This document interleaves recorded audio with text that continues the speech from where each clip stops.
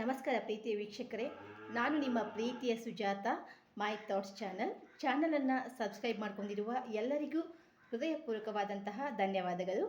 ಯಾರಾದರೂ ಚಾನಲನ್ನು ಸಬ್ಸ್ಕ್ರೈಬ್ ಮಾಡ್ಕೊಂಡಿಲ್ಲ ಅಂದರೆ ಸಬ್ಸ್ಕ್ರೈಬ್ ಮಾಡ್ಕೊಳ್ಳಿ, ಹಾಗೆ ಸಪೋರ್ಟ್ ಮಾಡಿ, ಲೈಕ್ ಕೂಡ ಮಾಡಿ. ಹಾಗಾದರೆ ಇವತ್ತು ನನ್ನದೊಂದಿಷ್ಟು ವಿಚಾರಗಳು, ಅದರ ಜೊತೆಗೆ ನನ್ನ ಥಾಟ್ಸ್ ಅನ್ನೋದಷ್ಟೇ ಇಲ್ಲ, ಇವು ನನ್ನ ಮನವಿ ಕೂಡ ಹೌದು. ಈ ಪ್ರಪಂಚದಲ್ಲಿ ಎಂತೆಂತಹ ಕಷ್ಟಗಳು, ಏನೇನೋ ಇಲ್ಲದವರು ಇದ್ದಾರೆ. ಅಂದರೆ ಇನ್ನೂ ಮದುವೆಯಾಗದವರಿದ್ದಾರೆ, ಮಕ್ಕಳಿಲ್ಲದವರಿದ್ದಾರೆ, ತಂದೆ ತಾಯಿ ಇಲ್ಲದ ಮಕ್ಕಳಿದ್ದಾರೆ.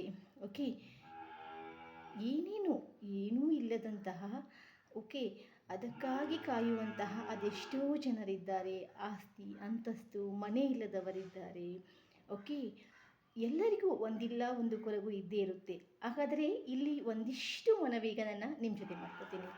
ಅದು ಏನನ್ನೋದಾದರೆ, ನಿಮ್ಮ ಹೆಂಡತಿಯನ್ನು ಮನೆಯಲ್ಲಿ ಮುದ್ದಿಸಿ. ಯಾಕಂದರೆ ಹೊರಗಡೆ ಪ್ರಪಂಚದಲ್ಲಿ ಇನ್ನೂ ಮದುವೆಯಾಗದವರಿದ್ದಾರೆ.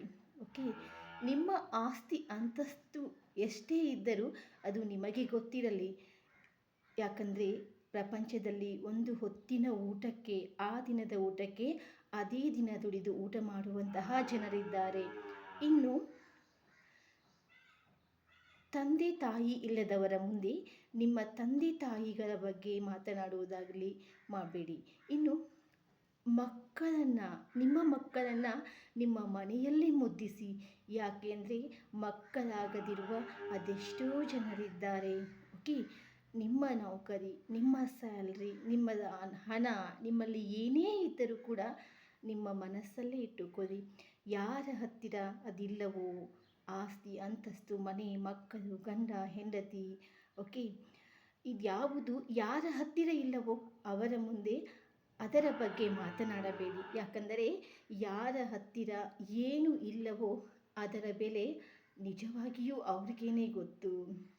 ಮೊದಲೇ ನೊಂದಿರುವ ಮನಸ್ಸುಗಳು ಹೇಳಲಾರದಷ್ಟು ದುಗುಡವನ್ನು ಮನಸ್ಸಿನಲ್ಲಿ ತುಂಬಿಕೊಂಡಿರ್ತಾರೆ. ಆ ಒಂದು ವಿಷಯದ ಬಗ್ಗೆ ಯಾರೋ ಮಾತಾಡಿದಾಗ ಅವರು ನಿಮ್ಮ ಮುಂದೆ ಹ್ಞೂ ಅಂತ ತಲೆ ಆಡಿಸಿ ಮಾತಾಡಿ ಮತ್ತೆ ತಮ್ಮ ಮನೆಗೆ ಹಿಂದಿರುಗಿದಾಗ ಮನಸ್ಸಿನಲ್ಲಿ ಅದೆಷ್ಟು ನೋವು ಕಾಡಿಸುತ್ತೆ ಅಂತ ನಿಜವಾಗ್ಲೂ ಯಾರ ಹತ್ರ ಏನಿಲ್ವೋ ಅದು ಅವ್ರಿಗೇನೆ ಅರ್ಥ ಆಗುವುದು. ಇದು ನಿಜವಾಗಿಯೂ ನನ್ನ ರಿಕ್ವೆಸ್ಟ್. ದಯವಿಟ್ಟು ಯಾರು ಕೂಡ ಯಾರ ಹತ್ತಿರ ಏನಿಲ್ವೋ ಅದ್ರ ಬಗ್ಗೆ ಮಾತನಾಡಬೇಡಿ. ಇದು ಉಪಕಾರಗಳಲ್ಲಿಯೇ ಅತ್ಯುತ್ತಮ ಉಪಕಾರ. ಯಾಕಂದರೆ ಅವರೇನಾದರೂ ನಿಮಗೆ ಮಕ್ಕಳು ಮುದ್ದಾಗಿದ್ದಾವೆ, ನಿಮ್ಮ ಗಂಡ ಎಷ್ಟು ಒಳ್ಳೆಯವರು, ನಿಮ್ಮ ಹೆಂಡತಿ ಎಷ್ಟು ಒಳ್ಳೆಯವರು, ಹೀಗೆಲ್ಲ ಏನಾದರೂ ಮಾತಾಡಿದಾಗ ನೀವೇ ಅವ್ರಿಗೆ ಹೇಳಬೇಕು, ಎಲ್ಲರಿಗೂ ಏನೋ ಒಂದು ನೋವು ಇದ್ದೇ ಇರುತ್ತಮ್ಮ, ಒಳ್ಳೆಯ ಕಾಲ ಎಲ್ಲರಿಗೂ ಬಂದೇ ಬರುತ್ತೆ, ಅಲ್ಲಿ ಕಾಯುವ ತಾಳ್ಮೆ ನಮಗಿರಬೇಕು. ಯಾವುದೇ ಲೇಟ್ ಆಗುತ್ತಲ್ಲ ಅದರ ಹಿಂದೆ ಭಗವಂತ ಉತ್ತಮವಾದದ್ದನ್ನು ಕೊಡಬೇಕು ಅಂತ ಕಾಯ್ತಾ ಇರ್ತಾನೆ ಅಂತ ಹೇಳಿ ತುಸು ನಕ್ಕು ಅವರನ್ನು ಸಮಾಧಾನ ಮಾಡಿ ಬನ್ನಿ. ಅದಕ್ಕಿಂತಲೂ ಉತ್ತಮ ಉಪಕಾರ ಮತ್ತೊಂದಿಲ್ಲ ಎಂಬುದೇ ನನ್ನ ಅನಿಸಿಕೆ.